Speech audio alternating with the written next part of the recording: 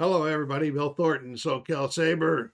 Thanks for stopping by. Music spins and sounds. Music spins and sounds with Bill this week as we look at this week's uh, music that I listen to from my collections and from the CDs and the vinyl albums, and maybe some that I added. Here's one that I added. I got from Whatnot. It was sealed when I bought it, but I always would want to get some more punk into there. This is Sweden and Hell by the Sex Pistols. This is an unofficial 2025 release. Was released by Dear Boss Records. I have two Sex Pistols in the collection, two albums. I don't mind them at all. Put that back up so you can see the tracks again. This album showcases two performances from the Sex Pistols during a 2-week tour of Scandinavia during the July of '77. The tour saw the punk icon pioneers play shows in Denmark, Sweden, and Norway. It was pretty good,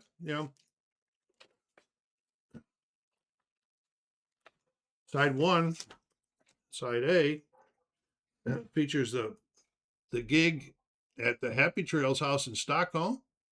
And side two, the band's set at Discotheque Astra in Stranden, and wherever that is, I can't even pronounce it. I wanted more Sex Pistols more punk into the collection, so the Sex Pistols one came along. I jumped on it, not knowing what I was going to get, In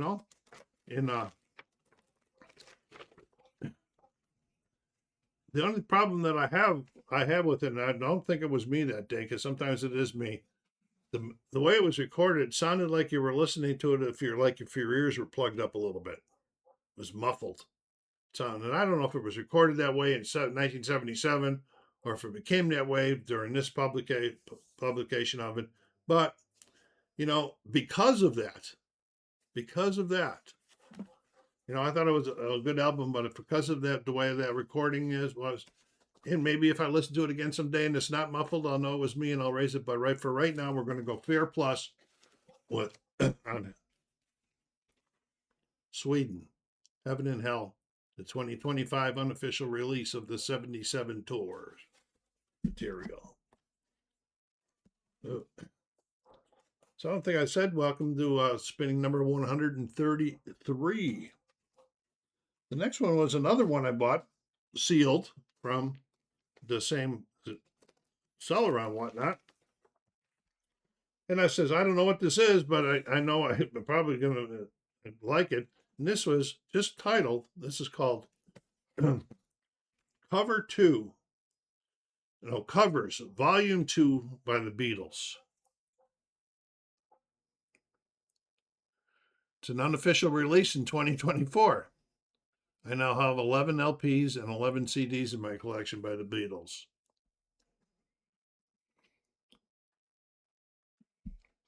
This one is on neon pink. Let's take a look at that pretty baby.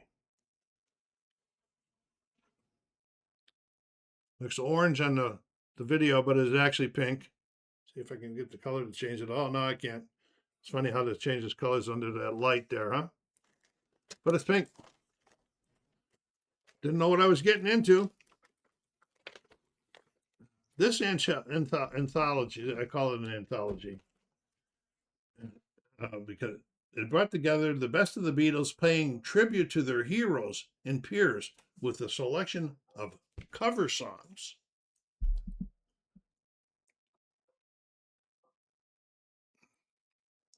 It also features a string of legendary studio and live performances by the Fab Four spanning the years 62 to 65. So, all of these songs that they were singing in, Memphis, Tennessee, in September in the Rain, all these Twist and Shout, Long Tall Sally, the tributes to their Dizzy Miss Lizzie. This was all really, really good stuff to hear by the Beatles, something new to me by them. And so The recording and the selection of the songs on this one were pretty nice. So this week, the 2024 unofficial release of Covers Volume 2 by the Beatles gets a VG. VG for the week. Good job. Well, we're that's through too. Don't forget to take a second before you leave and hit that like button down there. Subscribe if you haven't done so yet. And let me know. Do you like any of these artists? If or dislike them, let me know. And I'd like to hear from you. If you didn't listen to any of these, what was your favorite? What did you listen to this week, if anything? All right, next third album of the month, week. I mean, this is one that I bought. I ordered. I either got it from the In-Groove or from Amazon. And this is a limited edition 200-gram vinyl release of the 40th anniversary stereo mixes by Steven Wilson and Robert Fripp. Now, I like Steven Wilson, so that led me towards buying this. So the way I understand this is this is not the 40th anniversary. But Steven Wilson used the 40th anniversary tapes to remix it, create this version of Lark's Tongues and Aspic, King Crimson 2020 LP on 200 gram. I have 4 LPs and 1 CD in my collection by King Crimson. There's various things you can see. There's 6 songs on this side there, 6 or 7. There's some other ones that were released earlier that had more. The album peaked at number 20 in the UK charts and number 61 in the US Billboard album chart. What is Larks and Tongues? Well, I didn't know what that was, what it meant. So I looked it up. And what did I find? That it's a traditional delicacy.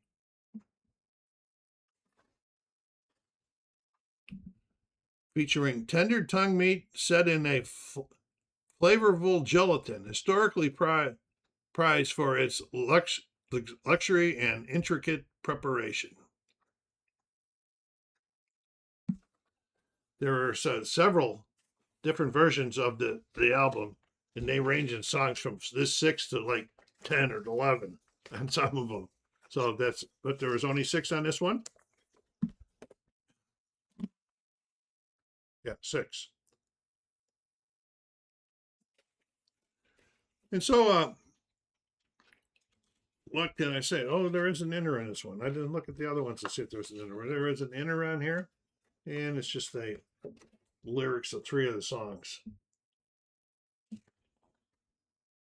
Yeah. Exiles, Book of Saturday, and Easy Money.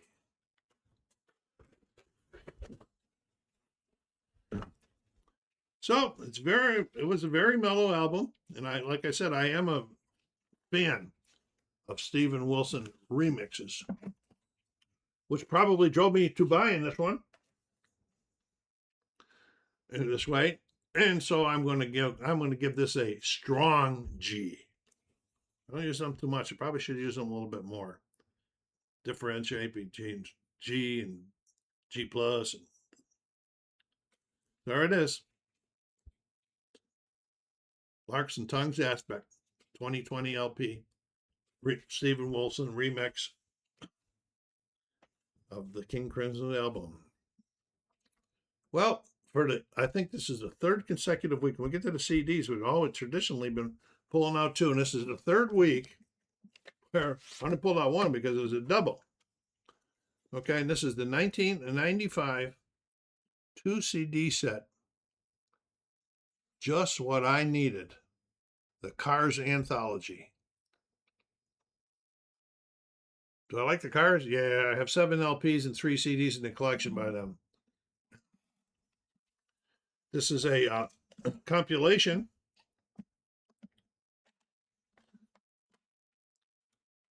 spanning songs by the American New Wave group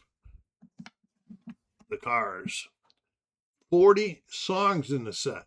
40 songs, not all pop, not all hits. You know, where the 1985 Great Hits albums contain the band's most popular hit singles. Just What I Needed includes deeper album tracks, demos, B-releases, and unreleased tracks, along with the requisite hits. Good stuff. Good stuff. Are the Cars one of my favorite groups? They are. They'll be in the battle for my favorite. I might do that at the end of the year, but if it wouldn't be my favorite at the end of the year, only ones that I've listened to. Okay, we got a nice little book here. Most of the tracks are written by Chris Ocasek. And I do have one solo album by Rick.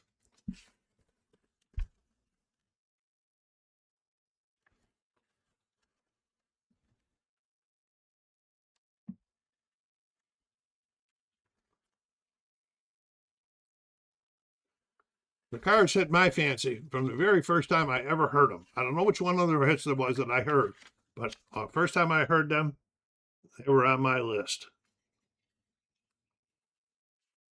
So this set here is also getting a VG for the week. Now, because it's so much a compilation, like I said before, it won't be picked as one of my week's favorites. It'll go up into the CD bunch, but it won't go in as one of my favorites because of it being a compilation. It won't be considered at the end of the year.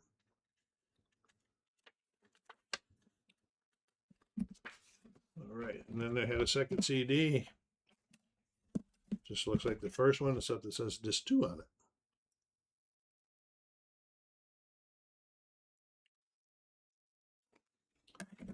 So a big VG for the Cars 2 CD anthology disc from 1995.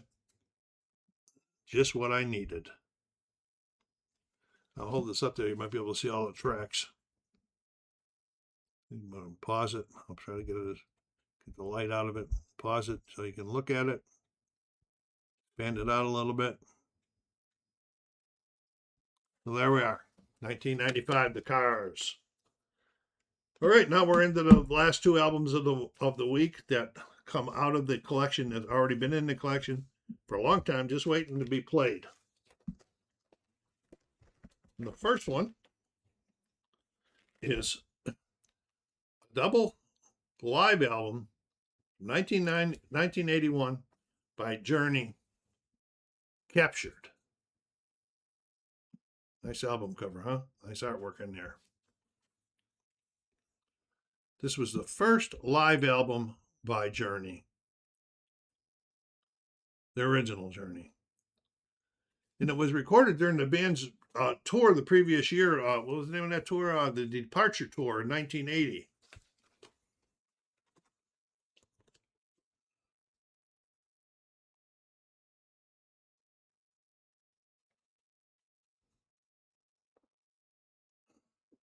Trying to see everything.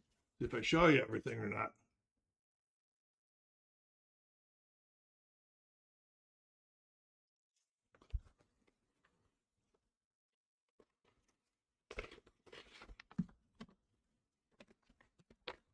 Have I enter?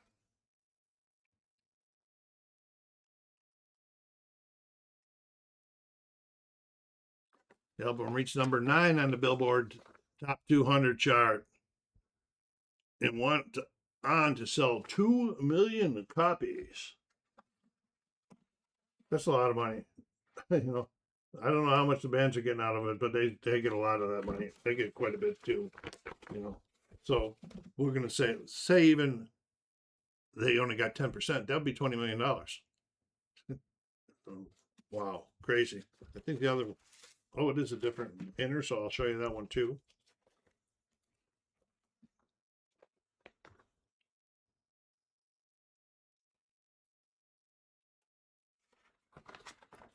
The liner note says that it was dedicated to the AC/DC's lead singer, Bon Scott, who died in February '80, and is referred to as a friend by the band. A friend from the highway. AC/DC had toured with them, supported Journey in the previous year on their tour.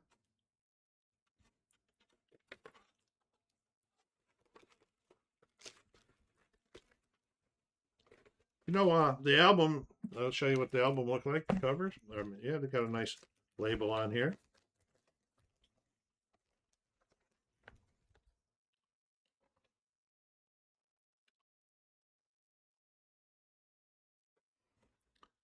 The music on the album did grab me a couple times. What I mean by grab me, I said, oh man, I really like that. You know, something that really grabbed me. And so overall, for this 1981, was it 81? I said, yeah, 81 double LP by Journey Captured. I'm going to give it a G plus for the week. And Journey is one of my oldest son's favorite. I think he's seen every Journey put together band or whatever the lineup was going. I've seen them all, and he's also saw the cover bands too. So the finale for the week. You know, I pulled this out this morning. I was really happy because I don't look at what's coming up when I'm pulling the ones out, even with the CDs in there. Just put it there. So this is the next one. This one here is another 1981 album called Modern Times, Jefferson Starship. This was the sixth album by Starship. Got a nice inner on here. Boy, it's a solid one too.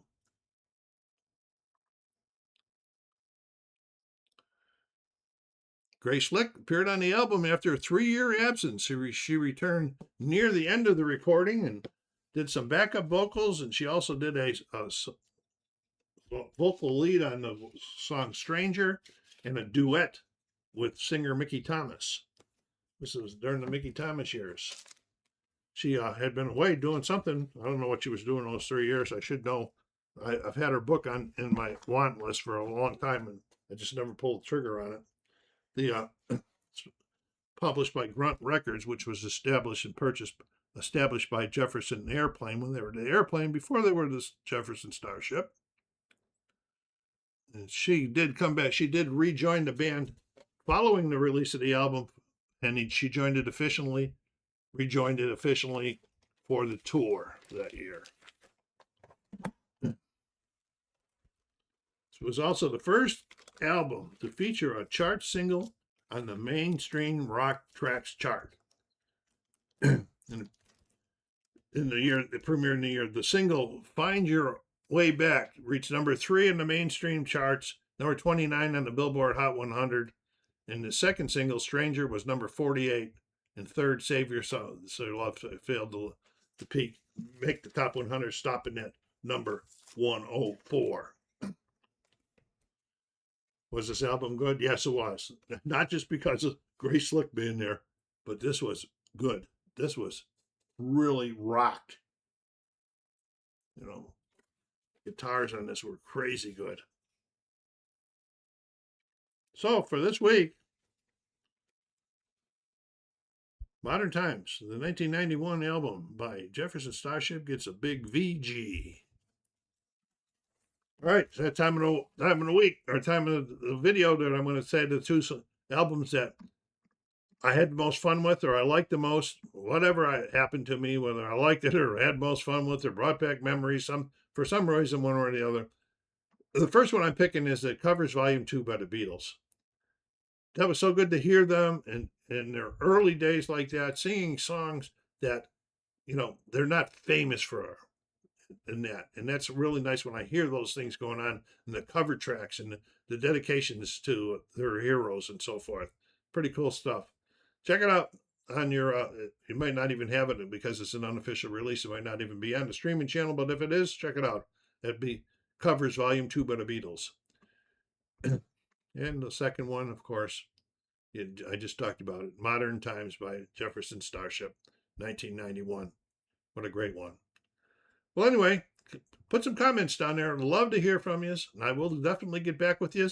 Oh, lastly, there will not be a show next Saturday. I'm leaving town Monday, going up to Vegas to play in the APA baseball board game annual championship up there. And so I won't be listening to any of my music this week. I'm just taking a week off from it.